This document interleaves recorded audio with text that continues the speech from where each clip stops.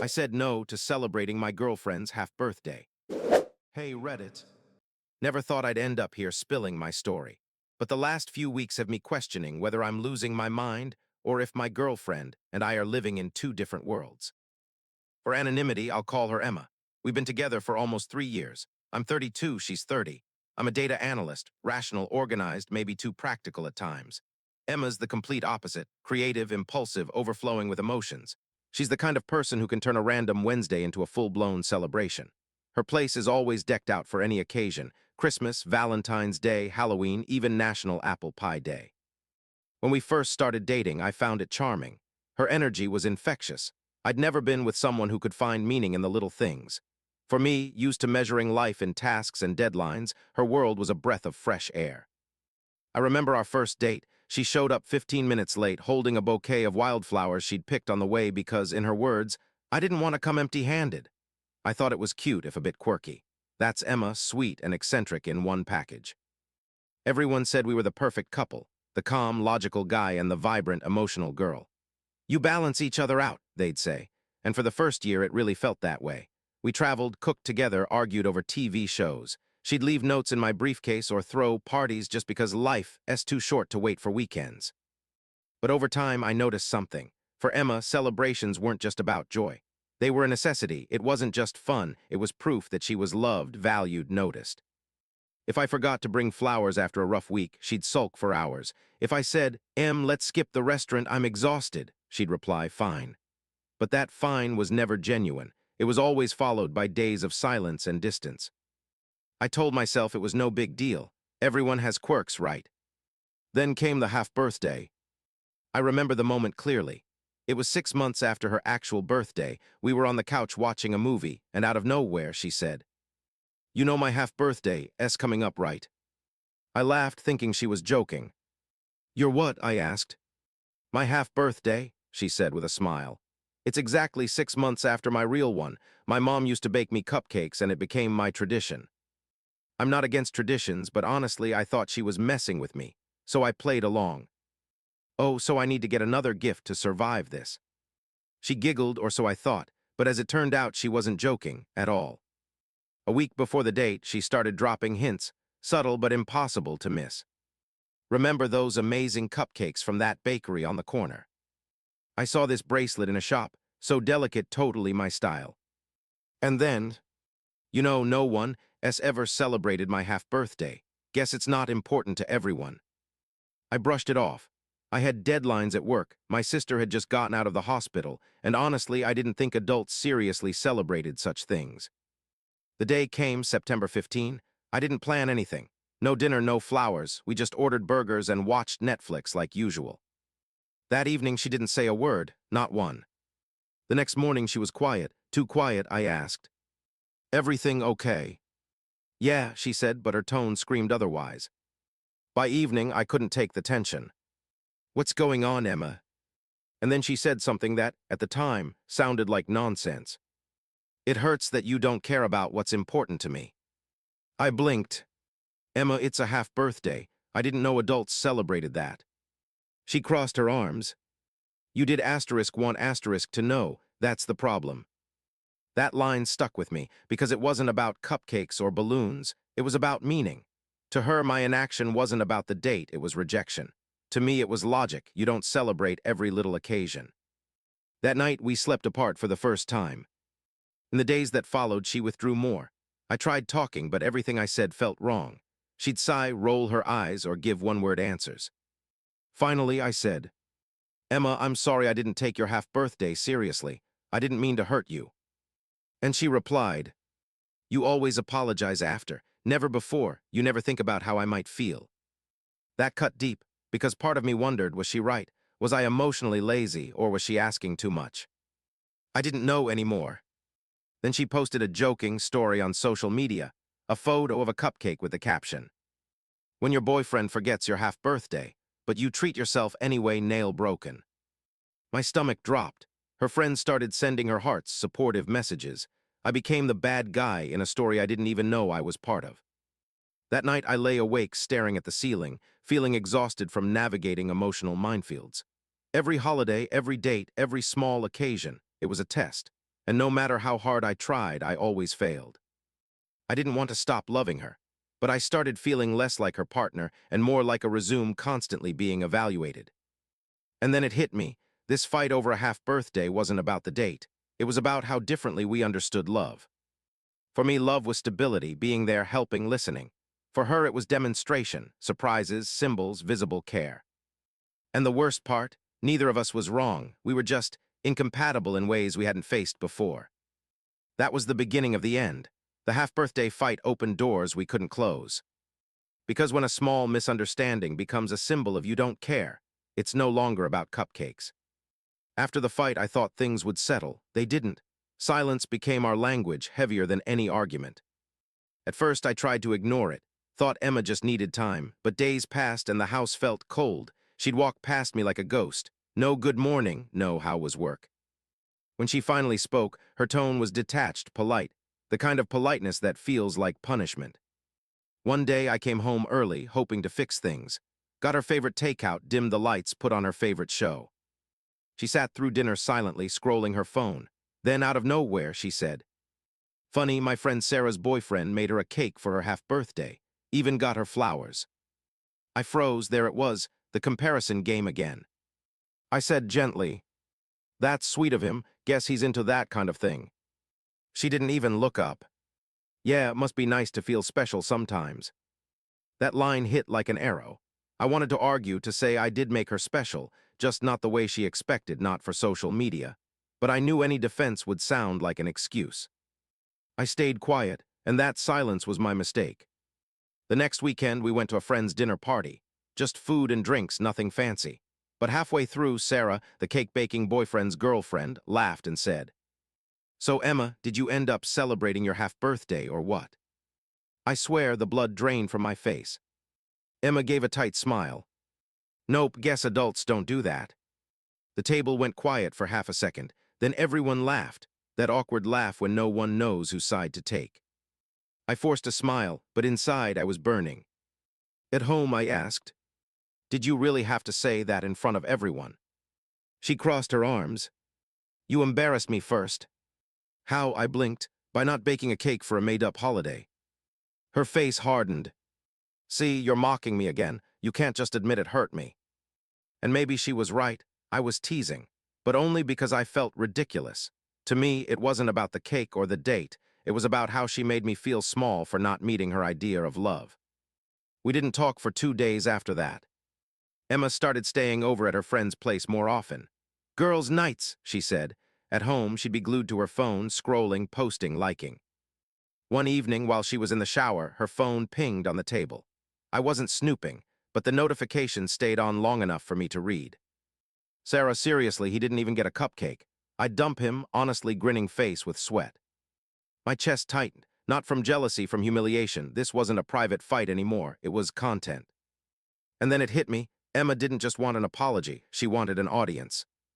That Sunday, we finally talked. Really talked. Sitting on opposite ends of the couch like strangers signing a truce. I said, "Emma, I think this fight isn't about the half-birthday anymore. It's about control." She frowned. "Control? Seriously? I just wanted you to show you care." "I do care," I said. "But it feels like you only believe it when it's visible, when there's something to post or show. I'm not like that." Her eyes filled with tears. "You're making me sound fake." "No," I said softly. "You're just expressive, but sometimes I feel like I'm failing a test I didn't study for." She wiped her tears and whispered, "I don't need grand gestures. I just wanted one special day." I wanted to believe her. I really did. But something inside told me it wasn't about one day. The next few weeks seemed to stabilize on the surface. We went out again, smiled for photos, even joked about half-birthdays a couple of times. But beneath the calm, something had shifted. I started feeling like every good deed was paying off a debt for a past mistake. If I brought her coffee, "See, you can be thoughtful." If I cooked dinner, "Oh, someone's learning." I know she meant it as a joke, but it didn't feel like one. It felt like probation, like I was earning points in some invisible relationship ledger. Then came her friend's engagement party. We were supposed to go together, but that morning I had a splitting migraine. I told her I might skip it. I could barely stand. Everything was blurry. She looked at me, sighed, and said, You're not going? You know how important this is to me. My head's literally splitting open, I said, rubbing my temples. She shook her head. There's always an excuse when it's something that matters. That word matters, again, the same as the half-birthday fight, like she had a list of important moments, and I was failing every one. I stayed home. She didn't come back that night. The next morning, I saw her social media post, her in a dress, holding a glass of wine, surrounded by friends. Caption: some people show up for you, some don't, and that says it all. I didn't read the comments to avoid seeing. You deserve better, he's selfish. Red flag, triangular flag. And the worst part, she didn't delete the post, even knowing I saw it. When she came home that evening, acting like nothing happened, I asked, "Did you really have to post that?" She shrugged. "It wasn't about you." I laughed bitterly. Then who the hell was it about, Emma? Her face turned cold, defensive. You know what your problem is? You think love is minimal effort and a medal for it. I snapped, said things I regret, that she was obsessed with appearances, that she didn't know what real love looked like, that she didn't want love, she wanted attention. She cried, called me emotionally unavailable. We yelled until the neighbors banged on the wall. When it was over, I didn't feel relief, just emptiness. A few days later, she packed her things and left for her sister, said she needed to think. Her last words before leaving were, "You make me feel like I'm asking for too much, but maybe you're just not giving enough." That line stuck with me, because part of me started to believe she was right.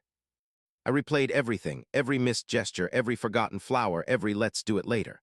For the first time, I wondered, was I the bad guy? Was I so numb, so rational that I couldn't meet her emotional needs? But another part whispered, should love be a constant exam?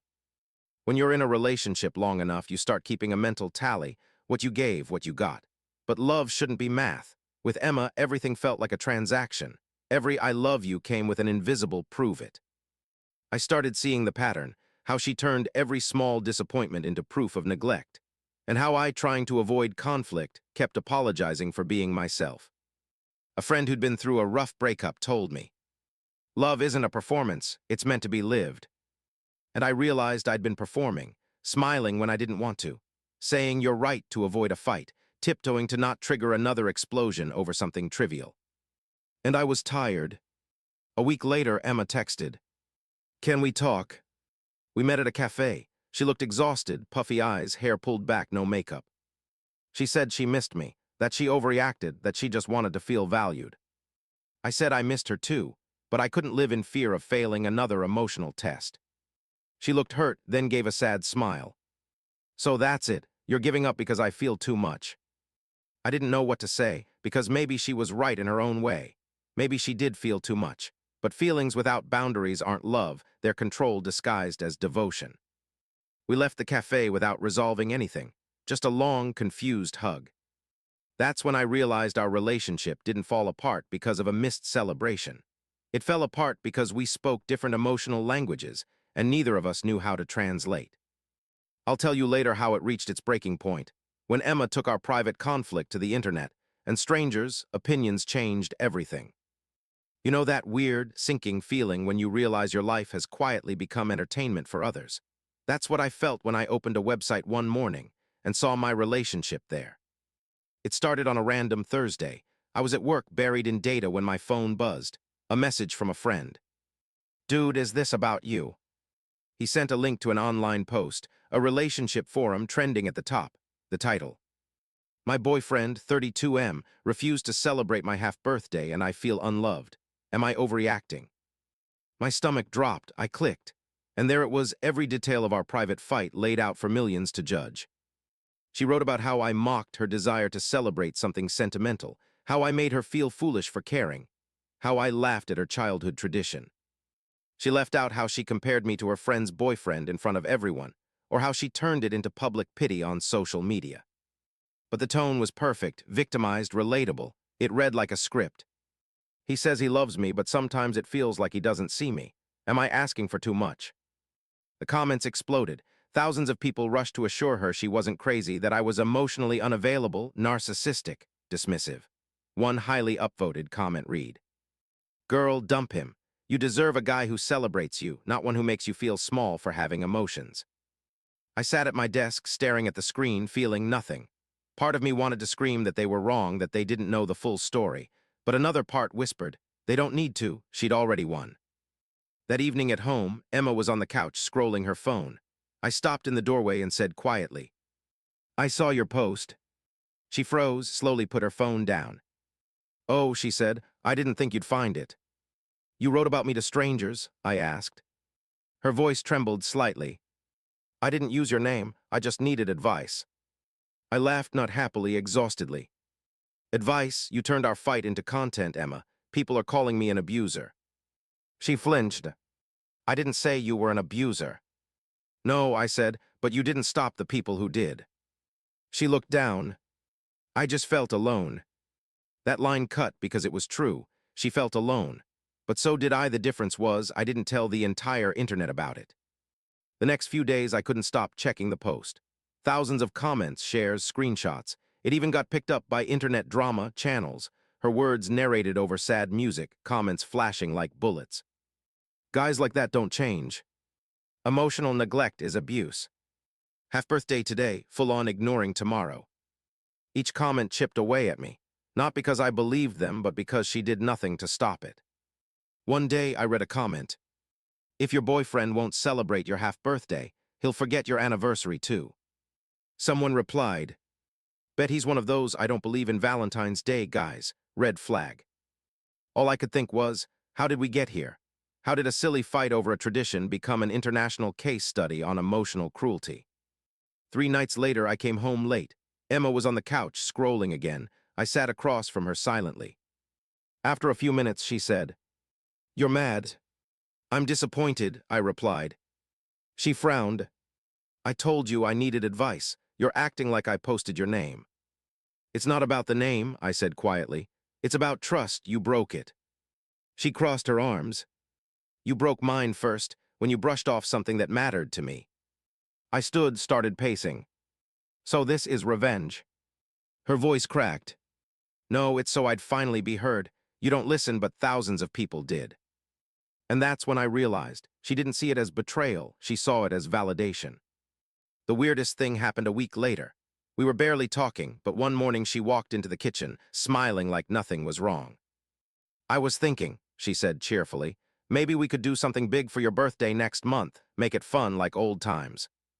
I just stared at her. Are you serious? She tilted her head. What? You humiliated me in front of millions of strangers, and now you want to plan a party. She sighed, annoyed. You're still hung up on that? It wasn't about you, it was about my feelings. I didn't say anything, because what was there to say? Logic didn't work here. I was arguing with raw, hurt, self-righteous emotions, and emotions always win. Then my mom called. Honey, are you okay with Emma? Turns out her colleague's daughter read the same forums.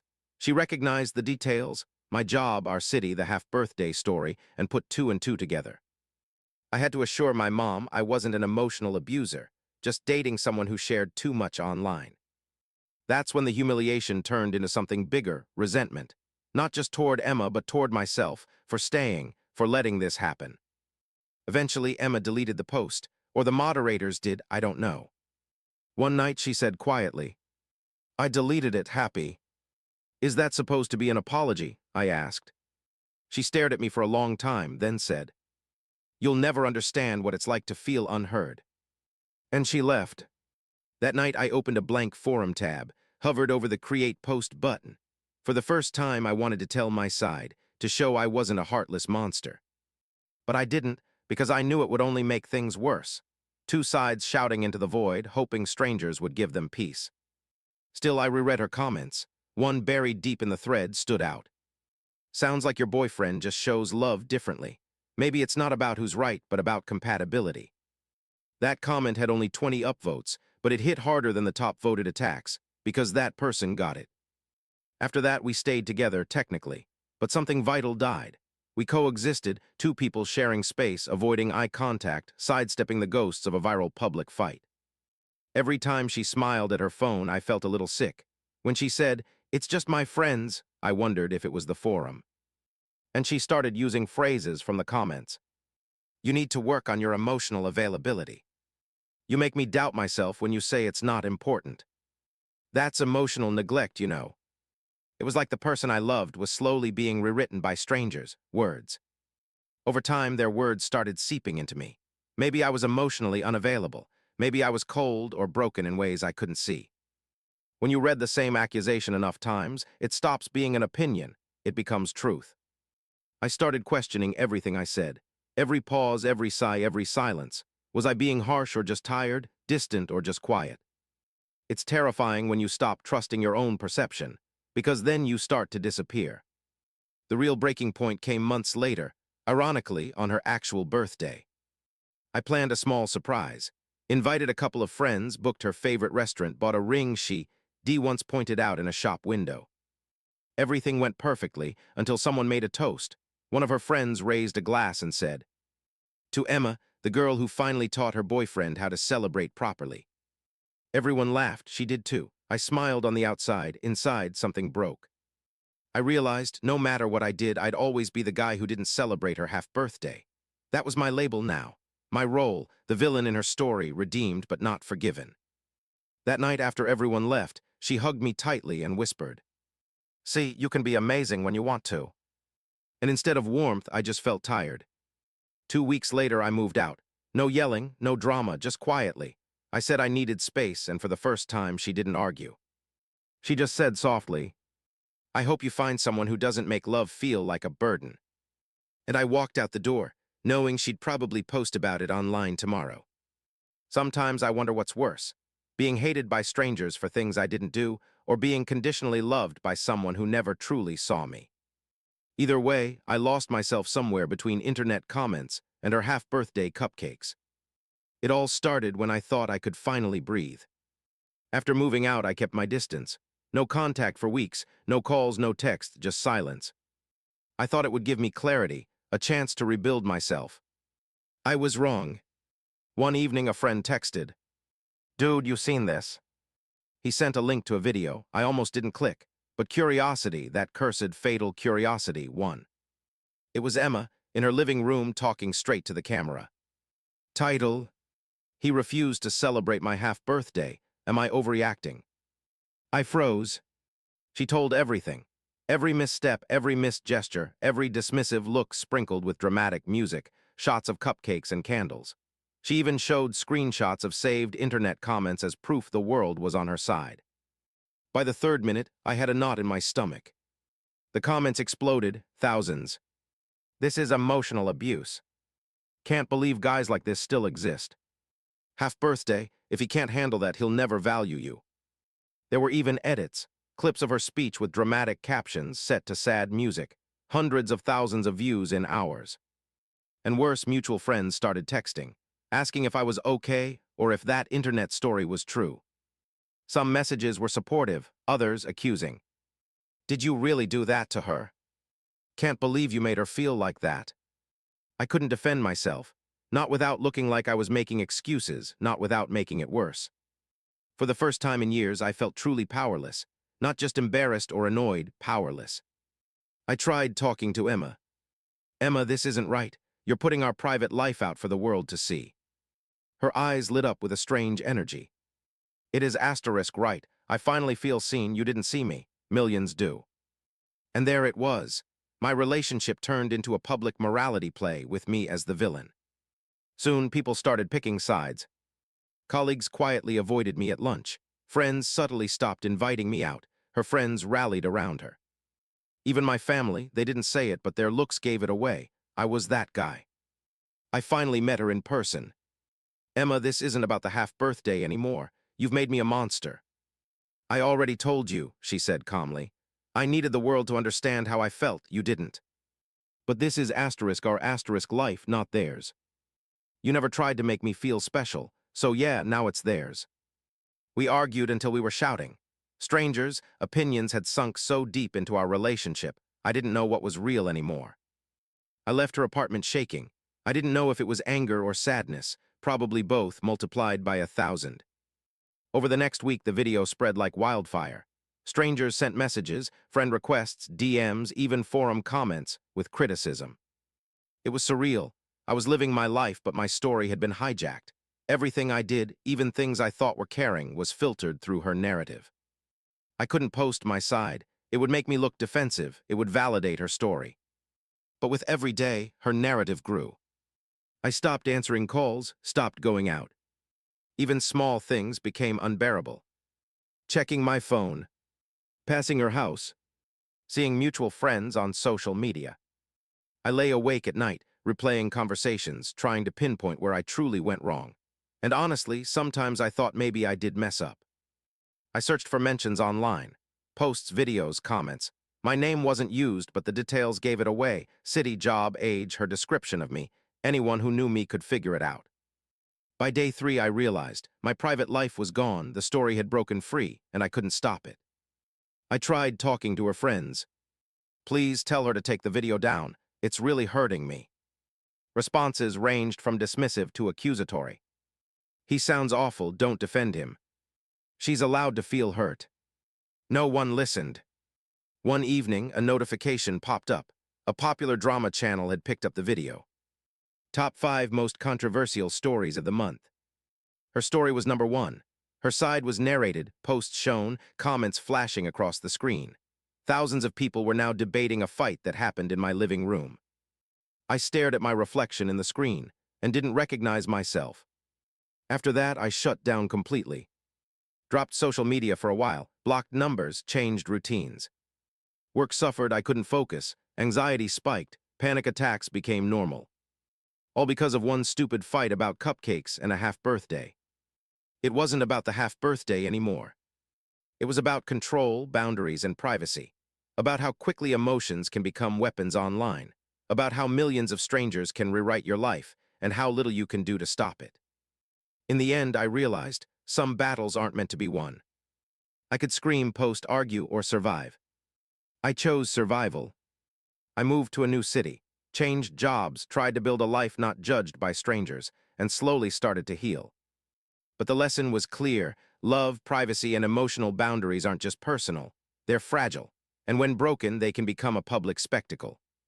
The public shaming was devastating, but the most painful part. Realizing the fight didn't start with a half-birthday. It started with misunderstanding, with different definitions of love, with boundaries that were never respected. I never could have imagined my life would be dissected, judged, and retold by strangers worldwide, all over cupcakes and a half-birthday. But it happened. After the public fallout, the viral video, the posts, and endless comments, I realized. To survive, I had to take back my story, not by arguing, not by justifying, but by accepting reality. The first step was hard. I sat alone for hours, replaying every fight, every missed gesture, every sorry I offered. I asked myself, was I really emotionally unavailable? Did I dismiss her feelings? Was I cold, careless, selfish? And the truth was messy. Yes, I wasn't perfect. I didn't grasp all the nuances of her emotional world. Sometimes I prioritized logic over feelings, order over spontaneity. But at the same time, she weaponized emotions, publicly compared me, posted my private life online, accused me of abuse when I never laid a hand on her. The realization was brutal. This wasn't just about my failures as a boyfriend. It was about incompatible emotional languages and disregarded boundaries.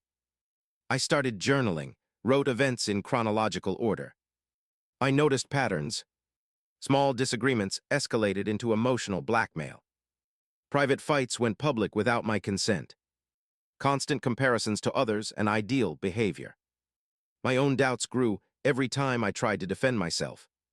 It became clear I was manipulated, yes, but I was also complicit. I tolerated behavior I shouldn't have, stayed silent when I needed to set boundaries. Weeks after the video, I finally posted my side online. Not as a counterattack, not as an apology. Just the facts, honest, no emotion, no blame. Title: Am I the bad guy for not celebrating my girlfriend's half-birthday?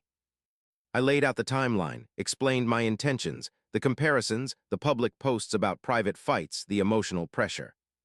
The post didn't go viral, it didn't explode, but it got thoughtful comments. Sounds like you tried, but your emotional needs weren't respected either. Healthy relationships need boundaries, even with traditions and celebrations. She might have been genuinely hurt, but this became about control. And for the first time, I felt seen. Moving forward wasn't easy. I blocked her on social media, changed my number, avoided mutual friends for months. The hardest part, accepting the relationship couldn't be saved. It wasn't just about the half-birthday. It was about trust, respect, and emotional reciprocity. I realized I had two paths: stay in a relationship where love was conditional and always judged by others, leave and reclaim my emotional space. I chose the second. Healing was slow. I saw a therapist to process the trauma, reconnected with friends who stayed neutral, practiced mindfulness, journaled, learned self-compassion. I learned some hard truths. Boundaries matter. Even small requests or traditions don't justify emotional manipulation. Social media amplifies issues. Private matters can go public in seconds, and strangers' judgments distort reality. Self-respect is essential. You can't survive under others' expectations if you keep erasing yourself to meet them. Compatibility is key. Two people can love each other and still be incompatible, especially if their emotional languages are fundamentally different. Friends, family, the internet, everyone had an opinion. Some said I was cold, heartless, even the villain. Others said she was manipulative, controlling, unfair. And the truth, both sides were right in their own way.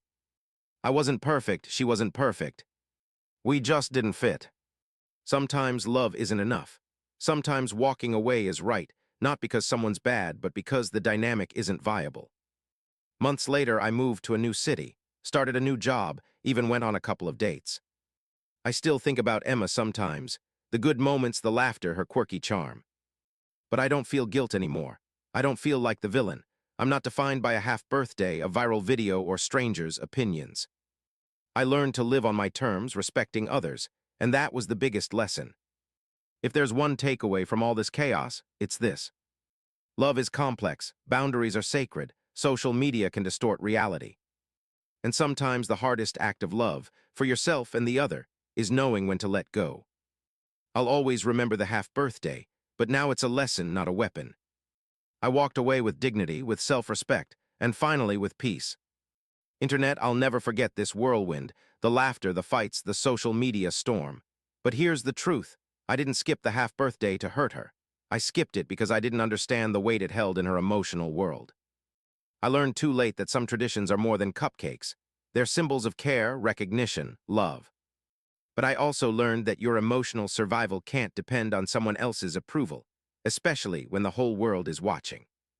So am I the bad guy? You decide.